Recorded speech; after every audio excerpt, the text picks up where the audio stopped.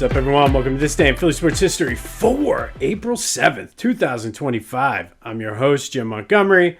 Welcome to a Monday edition of the podcast. As we always do, let's get into some quick housekeeping. First, yesterday, I'm not sure if the sound was off. My microphone got knocked over the weekend and was all jacked up. I think I have it fixed, but the sound just seemed a little bit off to me yesterday. So if you were listening and something was off, I do apologize for that. This weekend, I will be away for my golf trip. You still get episodes. They'll just be coming from up in the Poconos from Hazleton, so you will still get them, but the background might be a little different. We might have some friends jumping in. You might have a deer or two, maybe even a bear. Who knows? But Saturday and Sunday, I'll be broadcasting from Hazleton. Be sure to follow me on my social media, Jimbo_Mont on Twitter and TikTok. On Instagram, @PhillyJimbo. Subscribe to the YouTube channel, Jimbo_Mont. Continue to spread the word as we try to grow this thing. Good things on the horizon. Lots of big things happening. I'm looking forward to next week when I actually don't have to do my day job and I can take some time, a few hours each day to sort of work on some of the things that I have on my list. So bear with me as we continue to grow this thing. Big thank you to Lenny Wagner. We featured him last week. His book, Playing with the Best, One Man's Journey Through the Golden Age of Sports, chronicling the life of Walter French. Had a good time sitting down with him a few weeks ago and really enjoyed hearing just Walter's amazing story. So be sure to support Lenny. Buy the book. It's available wherever you can get your books from. Also on Audible, Amazon, wherever. And if you're able to do it, stop by the Mount Laurel Historical Society tomorrow. He will be doing a presentation as well as a book signing. I will be there. So looking forward to hearing more about Walter French and what Lenny has to say. But all the information you need is in the description. But go support Lenny and buy the book. All right, some Phillies news. And great win yesterday. Great series. I think if we look at it, they won 2 out of 3 against a team that came in undefeated, the defending World Series champion. Yesterday, Christopher Sanchez was good again. Would have been perfect if he didn't give up that home run. Struck out 9. Castellanos with the grand slam. Offensively, the Phillies were solid. Again, they only struck out 7 times, which if you take away that first game when they struck out 19, shadows or not, I think you have maybe a change in their philosophy at the plate, but they're doing the thing. They're seeing pitches for the most part. They're making productive outs. It seemed like they're doing or attempting anyway to play a little bit of small ball. Were they perfect? Absolutely not. Were they resilient yesterday? Yes. It would have been very easy with the day off today for them to just pack it in after the Dodgers came back after they were up 6-2. But they didn't. They came right back and answered, and then the bullpen was able to lock it down. Strom and then Alvarado in the 9th. A little bit of concern there with Jordan Romano. I don't know. He's saying something's off, so I wouldn't be upset if we don't see him. But again, good, solid comeback, resilient win for this team. Took 2 out of 3 from the Dodgers, and really, you could not have asked for anything better. They're 5-2 on the season. Or I'm sorry, 6-2 on the season. 7-2. 2, 2, 3, 7-2. Sorry about that. Quick math in my head.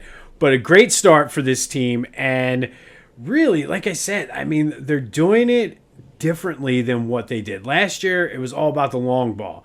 But in this series, yes, obviously Castellanos' grand slam yesterday was good. But they're getting base runners. They're working counts. You saw it with that inning when they came back with a double here, single here, walk. Even early in the game, they were seeing pitches and forcing Glasnow to just become unraveled, which is what you want. This is what we wanted from this team, and we're seeing it. So they're off today. Go down to Atlanta. They could actually put the Braves in a deep hole if they win 2 out of 3 down there. But we'll enjoy the off day today and get ready for the Braves tomorrow. But it does set up today's question of the day.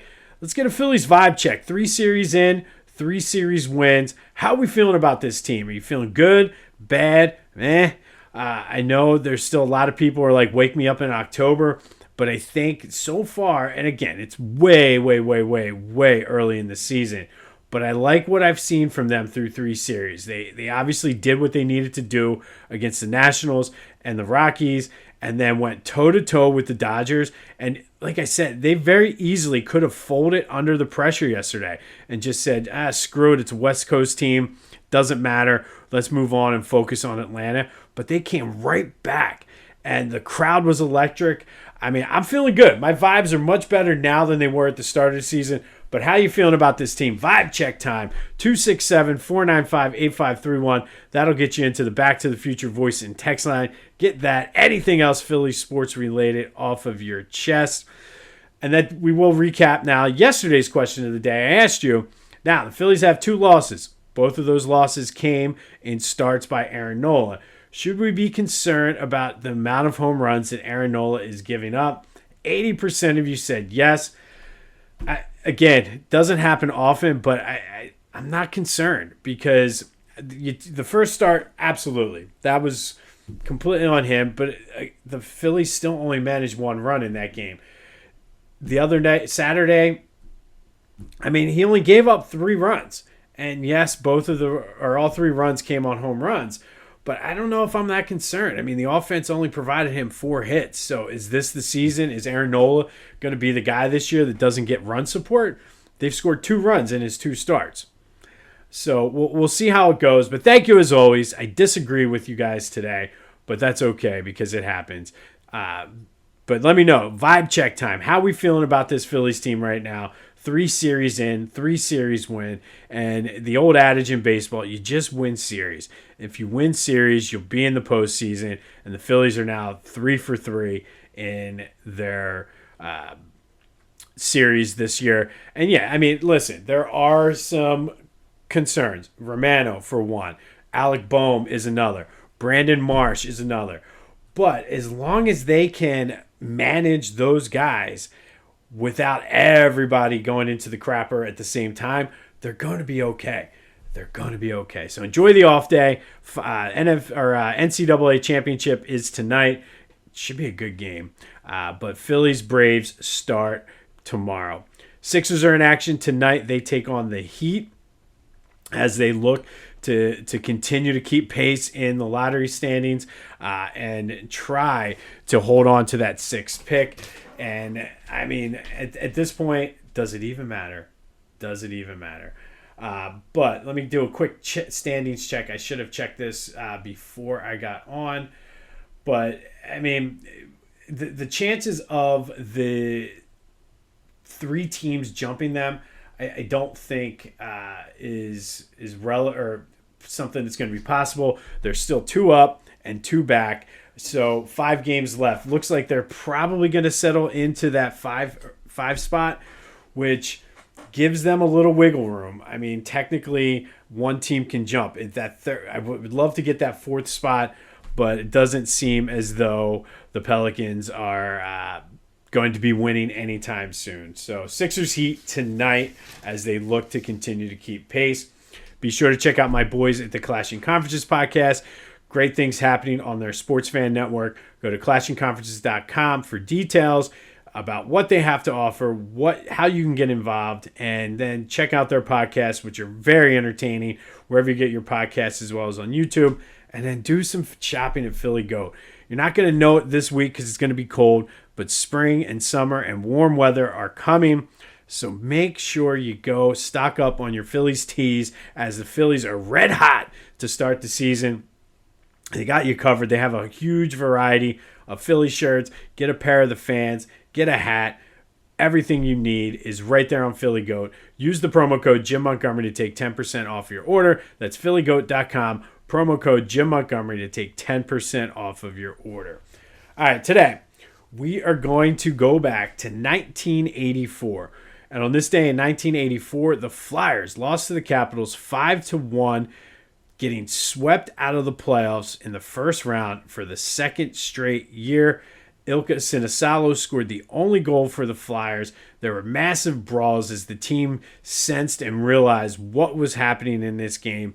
And ultimately, this game marked the end of an era. It was Bobby Clarke's last game as a Flyer.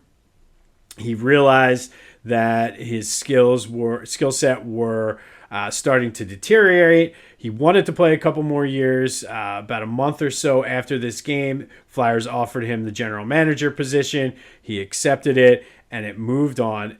This was also the Capitals, side note here, first ever playoff series win in their team's history. And also, unbeknownst to everybody, this was the official end of the Broad Street Bully era, because on the same day as the Flyers were swept out of the first round against the Capitals, Bill Barber had major reconstructive knee surgery for an injury he sustained. Never played again, but Bill Barber, Bobby Clarke, two-time NHL champions, won the Stanley Cup back in the Broad Street Bully era of the 70s. But on this day, it all came to an end in 1984 when the Flyers were swept out of the playoffs by the Capitals, losing 5-1. Bobby Clarke played in his last game, and Bill Barber, major reconstructive knee surgery. And who knows, maybe if with the technology we have today, Bill Barber could have come back, but the writing was on the wall. It was all done for the Broad Street Bullies on this day in 1984. All right, today we are going to start our missing rings spotlight. And if you're watching the NFL Network, you know they have the series Missing Rings, where they talk about teams that never won a champion or Super Bowl, had the talent to do it, but just never did. Like the two that come to mind are like the Minnesota Vikings, who lost 4 Super Bowls in the 70s, the Buffalo Bills, who lost 4 straight in the late 80s, early 90s.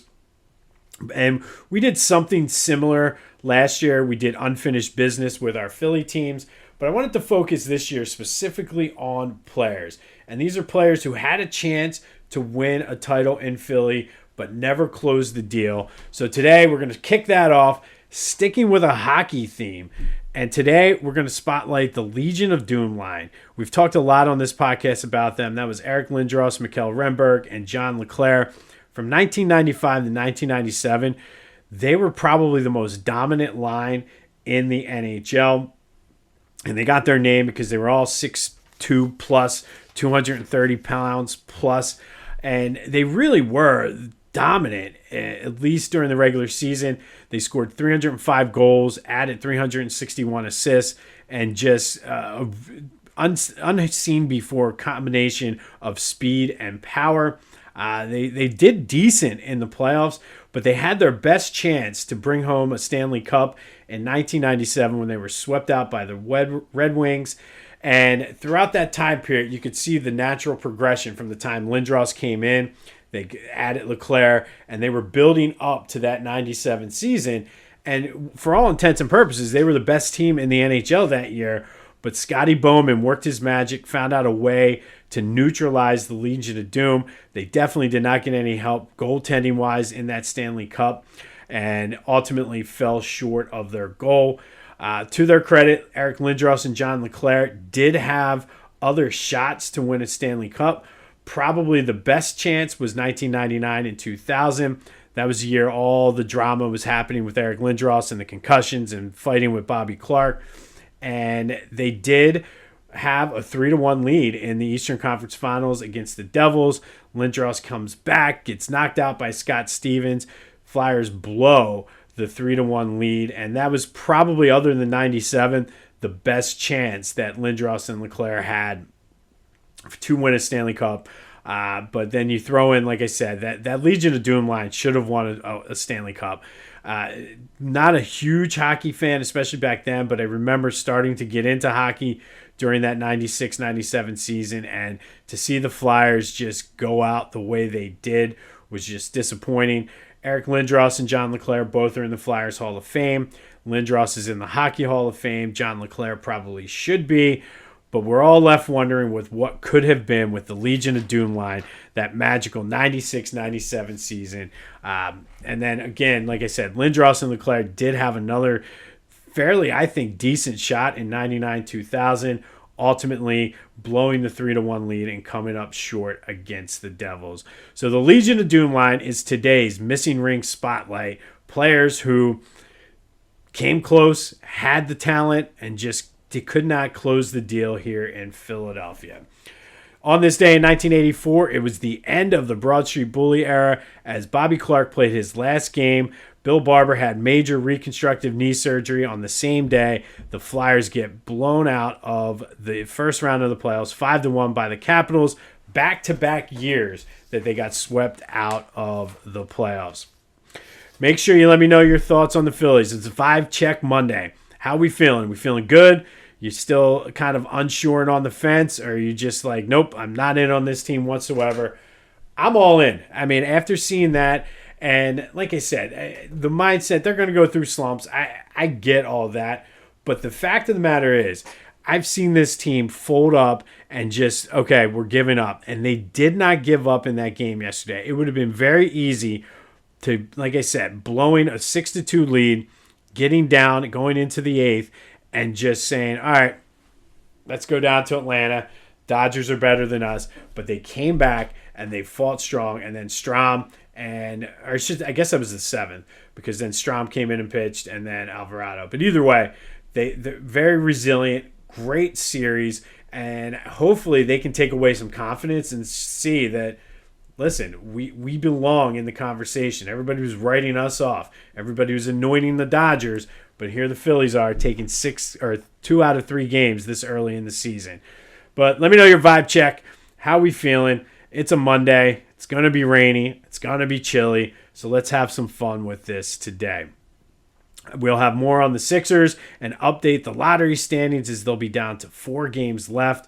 If they were a racehorse, they would have taken them out back and put them out of their misery right now. But we still got to go through these last 4 games. This has been This Day in Philly Sports History for April 7th, 2025. My name's Jim Montgomery. Go have yourselves a Monday, and until next time, I'll see you when I see you.